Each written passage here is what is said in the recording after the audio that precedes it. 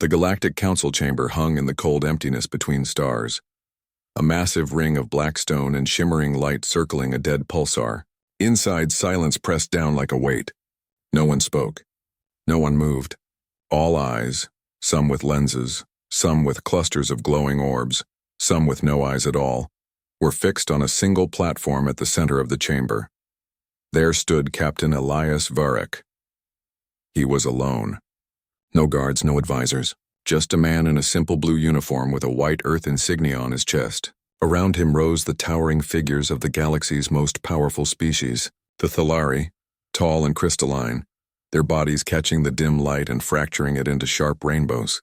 The Karathi, with six-jointed limbs and skin like polished obsidian, stood rigid as statues, floating in transparent spheres filled with thick, golden gas were the Veln, their bulbous forms pulsing, slowly with each breath. This was the judgment of Sul.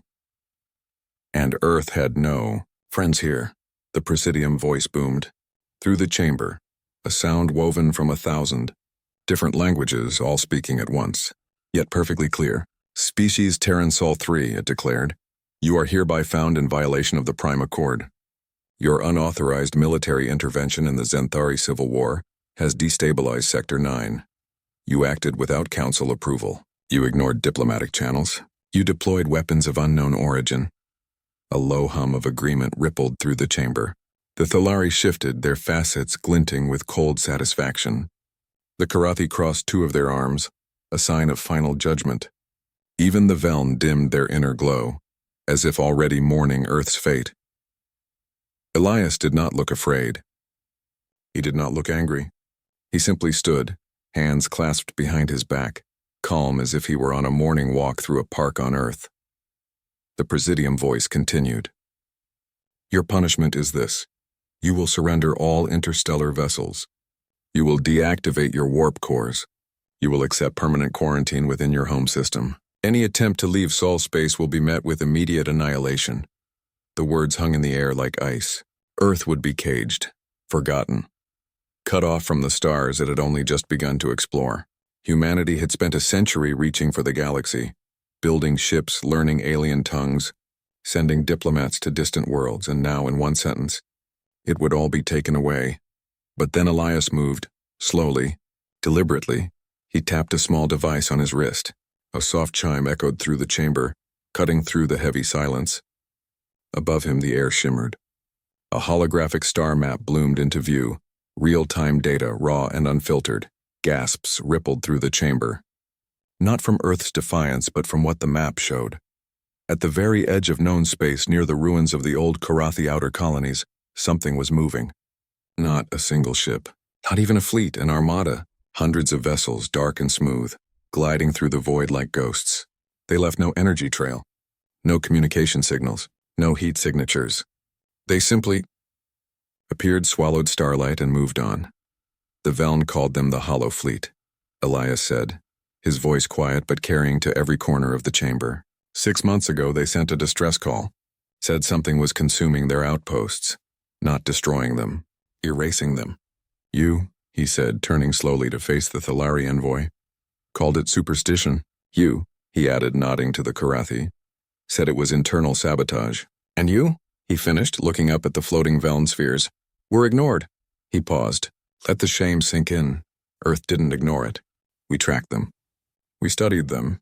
We learned how they bypass shields, how they phase through solid matter, how they drain entire cities in hours without firing a single shot. Another tap. The map zoomed in. One of the hollow ships hovered over a Karathi mining colony. Then, gone, vanished. Only a faint pulsing crystal remained where a city of 50,000 had stood. We found their weakness, Elias said. Not a weapon, a pattern, a rhythm in their movements, a flaw in their logic, and we built a countermeasure. He didn't say what it was. He didn't need to. Now, he continued, they're turning inward, toward the core worlds, toward your capitals, toward your children. Silence returned, but this time it was different, thicker, heavier, full of fear. The Thalari envoy stepped forward, voice sharp as glass. You expect us to believe you? A species barely out of your atmospheric cradle have solved a threat we cannot even detect? Elias turned to face them fully. I don't expect you to believe me. I expect you to look at your own long-range sensors. Right now. As if on cue, alarms blared from the chamber's control panels. A Karathi aide stumbled forward, whispering urgently into a comm. The Presidium voice stuttered, its perfect harmony breaking for the first time in recorded history. New data flooded the central display. 3 more systems, 2 Thalari trade hubs and a Velen research outpost, had gone dark in the last 12 hours. No distress calls, no debris, just silence. The Hollow Fleet was no longer a rumor. It was at their doorstep, and Earth, the species they had just sentenced to exile, was the only one who had seen it coming. Elias didn't smile. He didn't gloat. He simply said, "You can lock us away. You can erase our name from your records, but when the Hollow Fleet reaches your homeworlds, you'll be wishing you'd listened to the so-called primitives." He turned off the projection. The star map vanished. The chamber plunged back into shadow, lit only by the soft glow of alien eyes and the cold light of distant stars. For the first time in over 10,000 years, the Galactic Council had no answer. No decree, no punishment, only a terrible, gnawing question. What if the weakest among them was the only one strong enough to save them all? Elias stood still, waiting. Not for mercy, not for praise, but for the moment they would finally understand. Humanity was not here to conquer, not to beg. They were here because they saw something others refused to see. That in a galaxy full of empires, the most dangerous thing wasn't war, it was indifference, and Earth had never been indifferent. Back on Earth, the sky over New Geneva burned with the colors of sunset, deep oranges and purples streaking across the clouds. But inside the United Terran command bunker, buried 2 kilometers beneath the city, there was no sky. Only steel walls, flickering screens, and the low hum of machines working without rest. Director Mara Lynn stood in the center of the war room, arms crossed, eyes locked on the main display. It showed the same image that had stunned the Galactic Council, the Hollow Fleet moving like shadows through the outer rim. 3 more systems had fallen in the last 6 hours. No warning. No survivors. The Council had given Earth 7 days. 7 days to prove they weren't a threat. 7 days before the quarantine order became permanent and enforced by orbital cannons. Mara rubbed her temples. She hadn't slept in 36 hours. None of them had. Around her, analysts tapped furiously at consoles, voices low and urgent. Data streamed in from every human outpost, every listening post, every scout ship still alive near the danger zone. "They're not just attacking," said Dr. Wren, her voice tight. She stood beside a smaller screen, her fingers tracing glowing lines across a 3D model of one of the Hollow ships. "Look at the pattern. They bypass shields, ignore weapons fire, walk through walls like they're not there, but after they leave, there's this," she zoomed in. "Where cities once stood, strange crystalline structures now pulsed with a soft blue light. Not machines, not plants, something in between. They're not killing people," Wren whispered. "They're harvesting them, turning living beings into energy, storing memories, emotions, consciousness." Mara stared at the image, a whole world reduced to a garden of glowing crystal. "Why?" she asked. "Because they're empty," Wren said.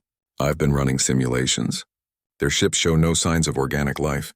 No crew quarters, no life support, but their energy signatures, they match neural patterns. Human, Thalari, Karathi, it doesn't matter.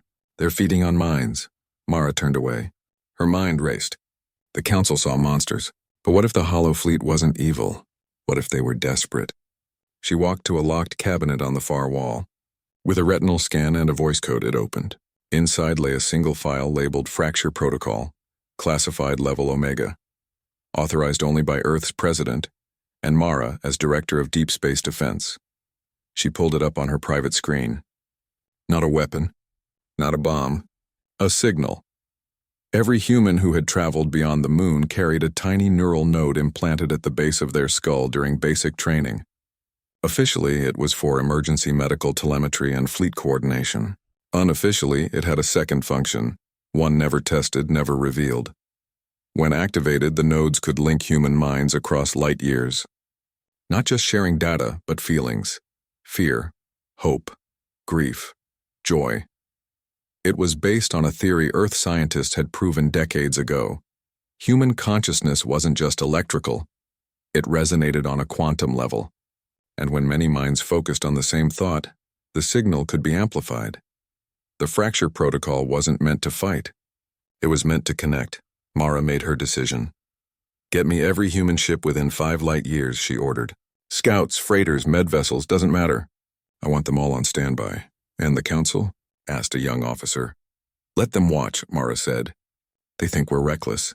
Let them see what reckless really looks like. Over the next 12 hours, Earth's scattered fleet began to move. Not toward the hollow fleet, but into a wide ring around it like a net made of starlight. On each ship, crews received a single command. Prepare for neural sync. Full empathy mode. Back in the war room, Mara stood before a new display. It showed every human in known space who still had a working node. Over 2 million people. Soldiers on Mars, diplomats on distant outposts, miners in the asteroid belts, even civilians on colony ships.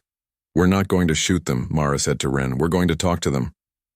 But they don't speak, Ren said. They don't even seem to have language. Then we'll speak in something deeper, Mara replied. We'll show them what it feels like to not be alone. At 0300 Terran Standard Time, the order was given. Across the fleet, humans closed their eyes. On the bridge of the UNS Resolute, Captain Elias Varick, freshly returned from the council chamber, placed a hand on the console and focused. Not on fear, not on anger, on memory. He thought of his daughter's first steps. The smell of rain on dry soil. The sound of laughter around a campfire. Simple things. Human things, and then the signal went out, not through radio, not through subspace, through something older, quieter, a wave of shared feeling, riding on the invisible threads that tied human minds together. It spread faster than light, not as data, but as presence. On the edge of the hollow fleet, the leading ships slowed. One by one, their dark hulls flickered, like a candle catching flame in the wind. Inside the war room, alarms blared, but not from attack warnings. From the hollow ships themselves. Their energy signatures were changing. The cold, empty void in their cores began to warm. They're responding, Ren whispered, tears in her eyes. They're feeling it, but not all of them. Deep within the fleet, a cluster of ships pulsed red. They turned, not toward the human ring, but toward the others. The ones that had softened. They're rejecting it, Mara said, her voice tight. Some of them have been alone too long. Pain has hardened them. The awakened ships tried to retreat. The hardened ones fired, not with lasers or missiles, but with pulses of pure despair, the kind that could shatter a mind. One human scout ship caught in the crossfire went dark. All crew lost, not dead, but empty. Like their thoughts had been scooped out, Mara clenched her fists. This wasn't war. It was a civil war inside a lost people. We can't force them to heal, Ren said. But we can protect the ones who want to. Mara nodded. Send the echo drones. From hidden bays across the human fleet, thousands of tiny craft launched. No weapons, no armor, just memory cores filled with human experiences. Recorded voices, songs, home videos, lullabies, wedding vows, last words of soldiers, first words of babies. The drones flew straight into the heart of the conflict. As they neared the hardened ships, they broadcast not sound but feeling, a mother's love, a friend's loyalty, the quiet peace of watching stars. One hardened ship shuddered. Its red glow dimmed, then another, and another, but one remained. The largest of them all. The command vessel. It turned its full attention toward Earth, not toward the fleet. Toward the planet itself. They know, Mara said. They know we're the source. She looked at the countdown on the main screen. 4 days left until the Council's deadline. If the hollow fleet reached Earth, there would be no defense. No shield could stop them. No weapon could touch them. But Mara didn't order an evacuation. She didn't call for more ships. Instead, she opened a channel to every human on the planet. This is Director Lin, she said, her voice calm despite the fear in her chest. If you have a neural node, activate it now. Focus on one thing, compassion, not fear, not hate, just care. Across Earth, in cities and villages, in labs and farms, in schools and hospitals, people closed their eyes. They thought of kindness, of holding a hand, of saying, I'm here. The empathy wave didn't just come from ships anymore, it came from a whole world. And somewhere in the dark between stars, the last hardened ship hesitated. The Galactic Council chamber was never meant to hold hope. For 10,000 years it had been a place of cold logic, strict laws and unshakable order. But now something new filled the air. uncertainty, and beneath it the faintest pulse of fear. Captain Elias Varric stood once more on the human platform, but this time he was not alone. Behind him, 12 men and women in simple Earth uniforms stood in a loose circle, hands lightly touching, eyes closed. Their neural nodes glowed faintly blue beneath their skin, pulsing in time with a rhythm only they could feel. They were not soldiers, not diplomats. They were listeners, feelers, the heart of Earth's strange new weapon. The Presidium had called this emergency session after the latest report from the Outer Rim. 3 more systems saved, not by force but by silence. By something the Council could not measure, could not classify, could not control. The Thalari envoy stepped forward, their crystalline bodies sharp with suspicion. "You claim to have stopped the Hollow Fleet," they said, voice like shattering glass. "Yet our long-range scans show no battle, no wreckage, no energy spikes. Explain this illusion." Elias did not turn. He kept his gaze on the Presidium dais. "It wasn't a battle," he said. "It was a conversation." A murmur spread through the chamber. The Karathi shifted their limbs uneasily. The Veln spheres dimmed as if holding their breath. Before anyone could speak, a new signal cut through the chamber's comms, a raw, unfiltered transmission patched in from the edge of Sector 9. It was not from a warship, not from a command center. It was the voice of a child, a Zenthari child. Her name was Lyra. She was 6 years old. Her world had been torn apart by civil war, brother against sister, city against city, until Earth sent not weapons but mediators. Now from a refugee transport drifting near the newly awakened hollow ships, she sang, a lullaby her grandmother had taught her. Soft, trembling, full of sorrow and hope. The song filled the chamber. The Thalari envoy froze. One of their crystal facets cracked with a soft ping. The Karathi lowered all 6 limbs to the floor, a gesture of deep respect, rarely seen outside their own rituals. Even the Presidium voice stuttered, its perfect harmony faltering for a heartbeat, because in that song they heard something they had forgotten: vulnerability. Not weakness, connection. Director Mara Lynn's voice came through next, calm and clear, beamed from Earth. "The empathy wave isn't a weapon. It's a mirror.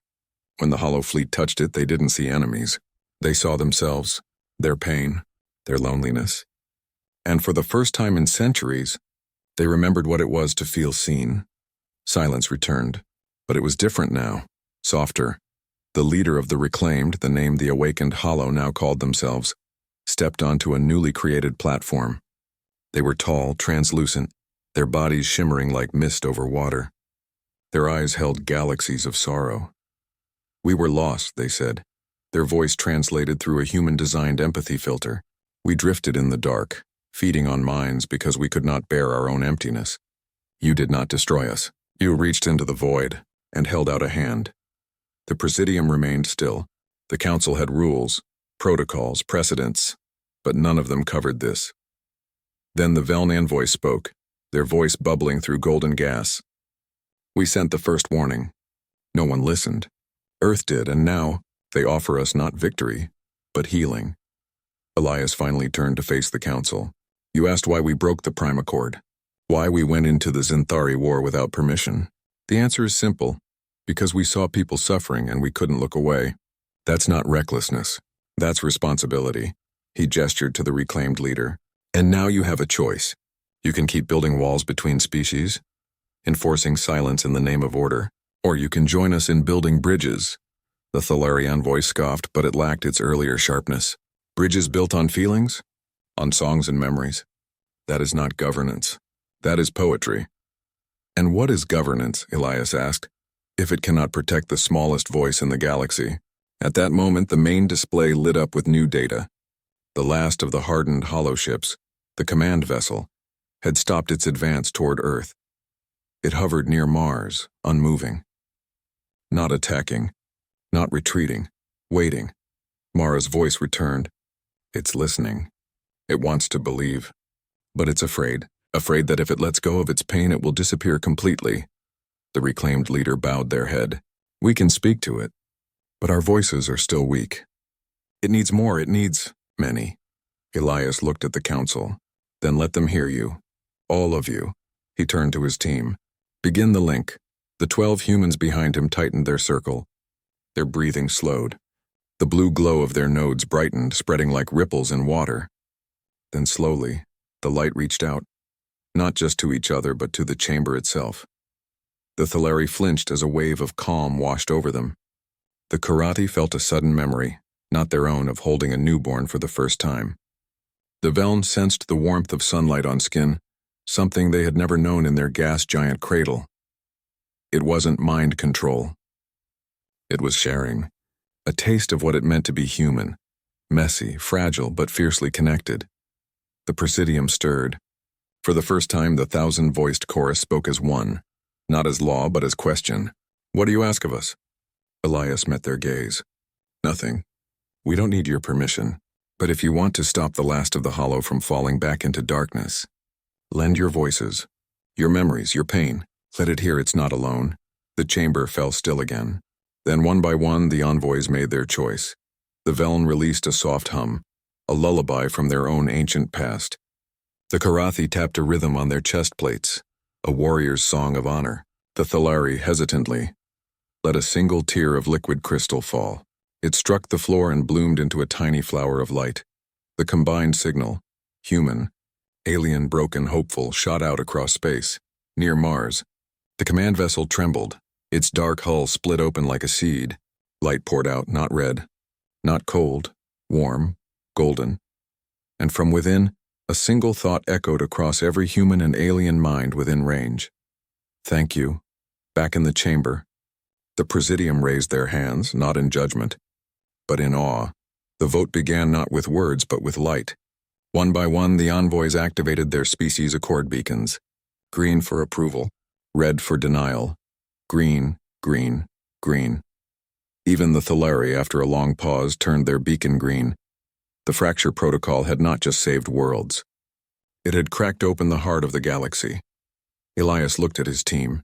They were exhausted, pale, but smiling. They had done more than fight. They had reminded the galaxy how to feel, and as the chamber filled with a quiet hum of unity, no one spoke of punishment. No one mentioned quarantine.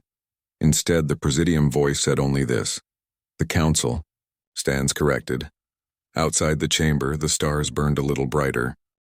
The victory was real but fragile, like a single flame in a storm.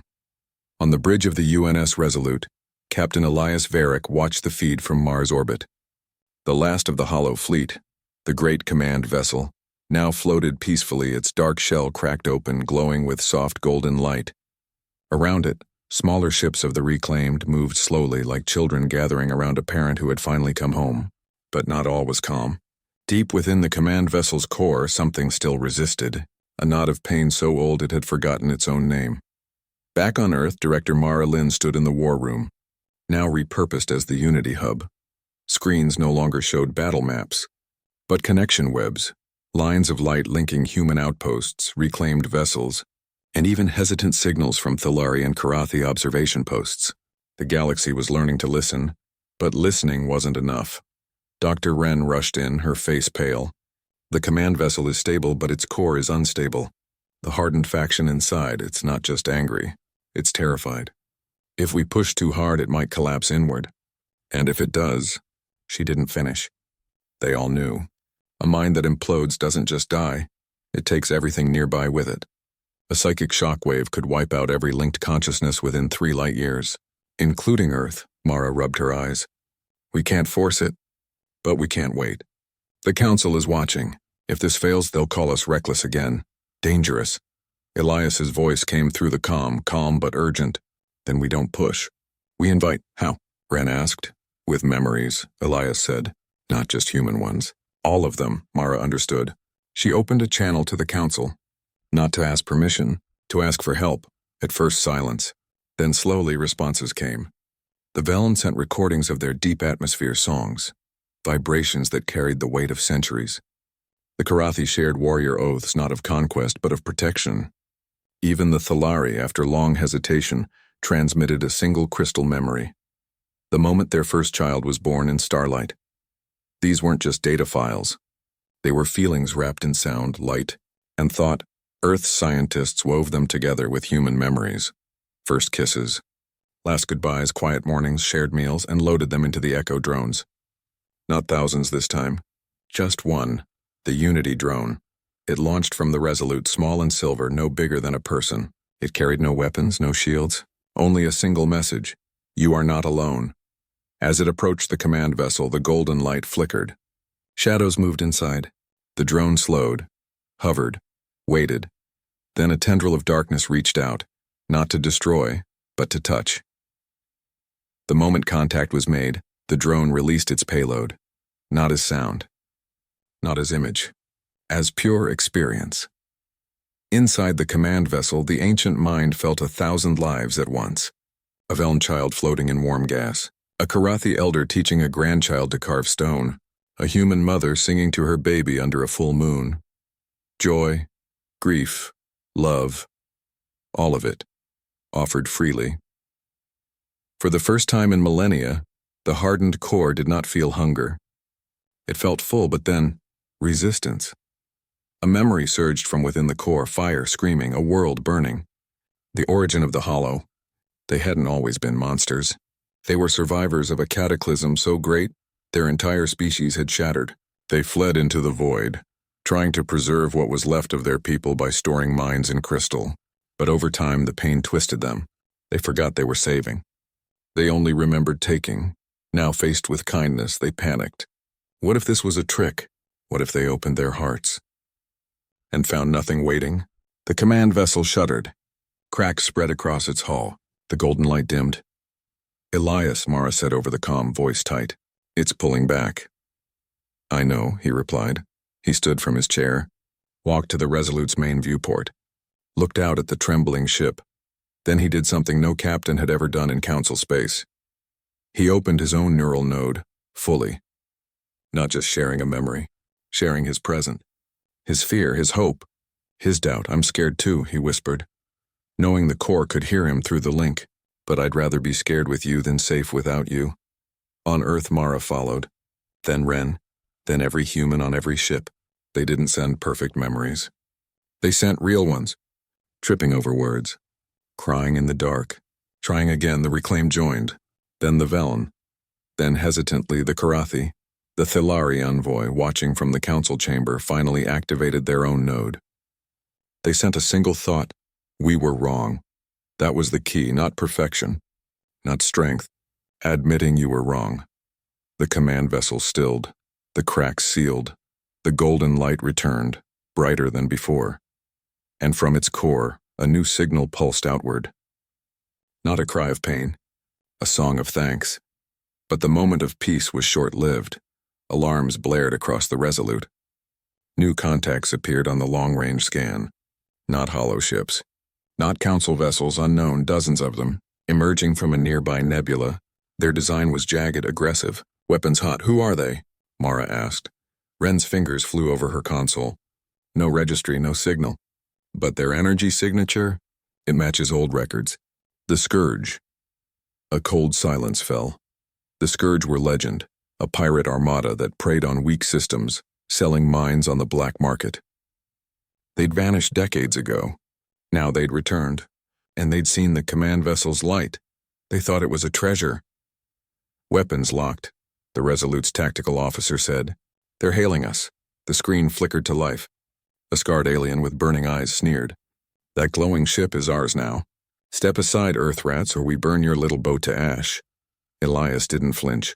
That ship isn't cargo. It's a person, the pirate laughed. Everything's cargo if you're poor enough. He cut the signal. Weapons charged. The council ships nearby powered up, but they were far. Too far to help. Earth's fleet was scattered. The Reclaimed had no weapons. Mara's voice came through, quiet but firm. Elias, they'll fire in seconds. He looked at the command vessel, at the fragile light within it. Then he gave the order. Activate the mirror fleet, not a weapon, a trick.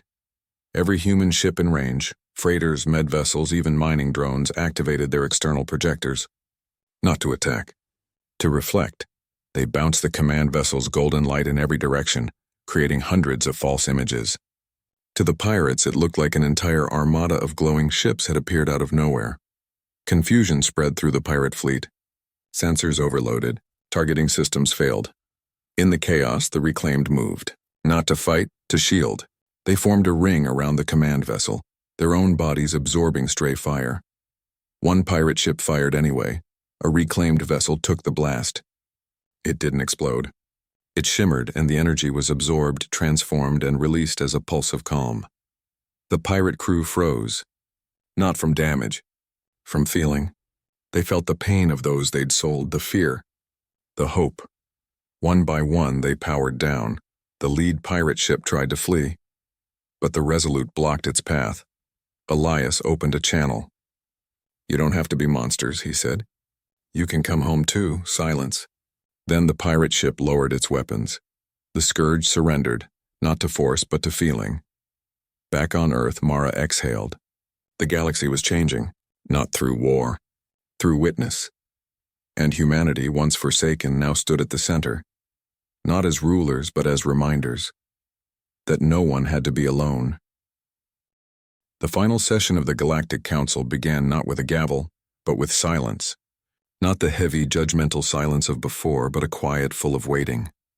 The chamber, once a place of cold stone and sharper words, now held something new, light. Soft golden light, streaming from the platform where the reclaimed stood. Their forms shimmered gently, no longer shadows but beings of peace. Captain Elias Varick walked into the center again. He wore the same simple blue uniform. No medals, no rank pins, just the white earth symbol over his heart. Behind him, no armed guards, only humans, teachers, engineers, medics, farmers who had come not to demand but to offer. The Presidium sat still. The Thalari envoy no longer stood with sharp edges but with open facets. The Karathi kept all limbs lowered in respect. Even the Velm spheres glowed warmly like small suns. The Presidium voice spoke, but this time it did not boom. It whispered, "Humanity of Sol 3, you were brought here to be punished. Instead, you have shown us a truth we forgot, that strength is not in weapons but in seeing others." Elias nodded. "We didn't come to ask for a seat at your table," he said. "We came to build a bigger one." He tapped his wrist device. "Not a star map this time, a network. Thousands of points of light spread across the display, some bright, some flickering weakly. Refugee camps on dead moons, forgotten colonies with failing life support, species erased from council records after losing their homeworlds, worlds the galaxy had turned its back on. These are the ones you left behind," Elias said.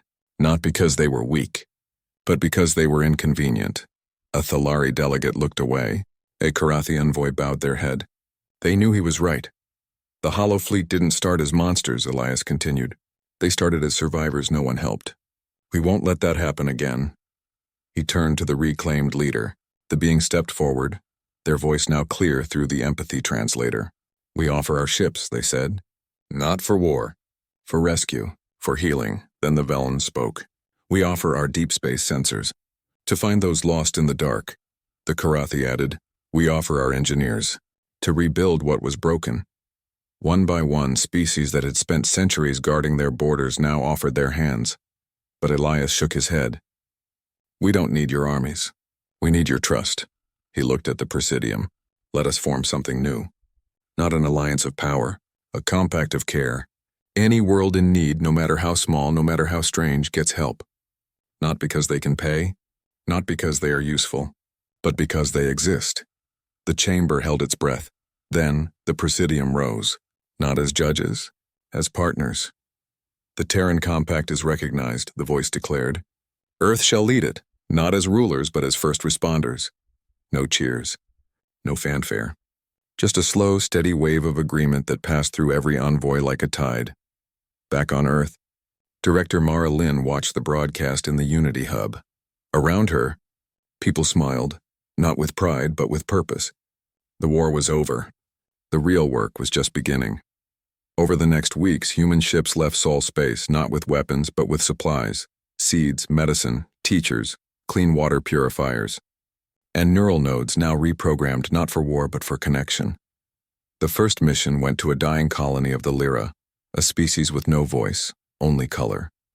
Their world had been poisoned by a failed mining operation decades ago. The Council had written them off. Earth sent a team of botanists and children who painted with them in the dust. The second mission rescued a generation ship of the Oon, refugees whose engines had failed a century ago. They had been drifting, slowly dying, forgotten. Human engineers fixed their core. Human cooks shared meals. Human kids taught their kids Earth songs. Each mission carried the same message spoken in 1,000 ways. We stand with you. Even the former Scourge pirates joined. Not as raiders but as scouts. They knew the hidden corners of the galaxy better than anyone. Now they used that knowledge to find the lost, not to sell them. On the bridge of the UNS Resolute, Elias watched a new star chart. It no longer showed threats or borders. It showed connections, lines of light between worlds that had once been alone. Dr. Wren entered, holding a small plant in a clear case. From the Lyra, she said.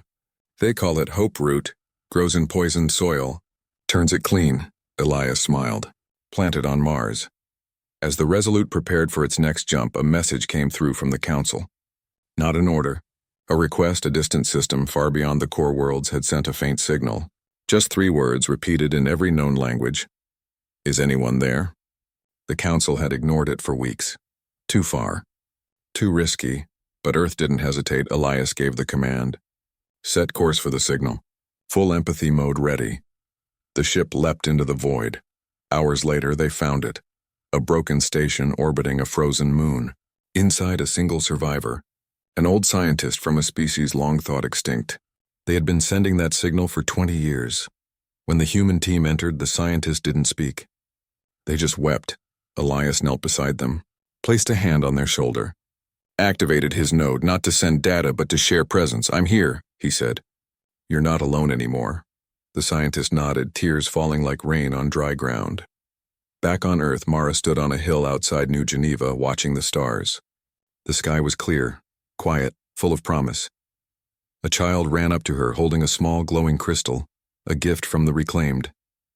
It sings when I'm sad, the child said. Mara took it gently. Then keep singing with it, she looked up again. Somewhere out there, human ships flew toward the forgotten. Not to conquer, not to claim. Just to say, we see you. The galaxy had once forsaken Earth, called them reckless, dangerous, unfit. But humanity had answered not with anger, but with open hands. And in doing so, they had not just saved others. They had reminded the galaxy what it meant to be alive. As the first light of dawn touched the horizon, Mara whispered the words that would become the heart of the Terran Compact. Spoken on 1,000 worlds in 1,000 tongues, we stand with you,